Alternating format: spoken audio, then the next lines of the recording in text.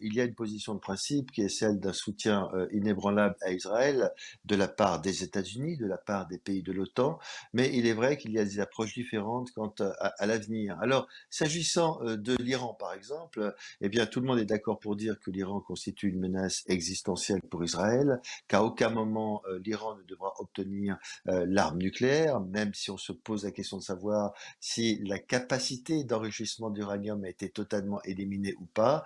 Et s'agissant de Gaza, oui, il y a là des divergences entre l'Europe et Israël sur le devenir de cet État, et indépendamment des États-Unis qui continuent à soutenir naturellement Israël. La question est de savoir qu'est-ce qu'il doit être fait après la guerre à Gaza. Naturellement, la priorité, et je regrette d'ailleurs, c'est qu'on ne parle plus des otages. Il y a encore Mhm. environ 45-47 otages à libérer. Il y a hélas entre 20 et 25 personnes qui sont décédées.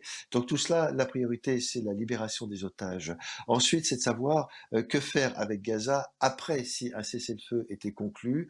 Bien évidemment qu'il y a des grandes divergences, mais je remarquerai aussi qu'il y a un débat en Israël. Je regardais par exemple, j'écoutais les propos de Yair Lapid, qui est le chef de l'opposition, ancien premier ministre israélien, qui disait il faut arrêter la guerre à Gaza, il n'y a plus de sens à intervenir dans ce territoire. Donc il y a un vrai débat là-dessus. La question c'est premièrement un cessez-le-feu durable avant de discuter d'autres choses, et enfin la libération des otages. C'est cela qui est essentiel avant de parler de l'avenir de ce territoire et de l'éventuelle création d'un État palestinien qui aujourd'hui, dont les conditions aujourd'hui ne sont naturellement pas reconnues, ne sont pas acceptables, puisque il faut avant tout qu'il y ait une libération sans condition des otages à Gaza.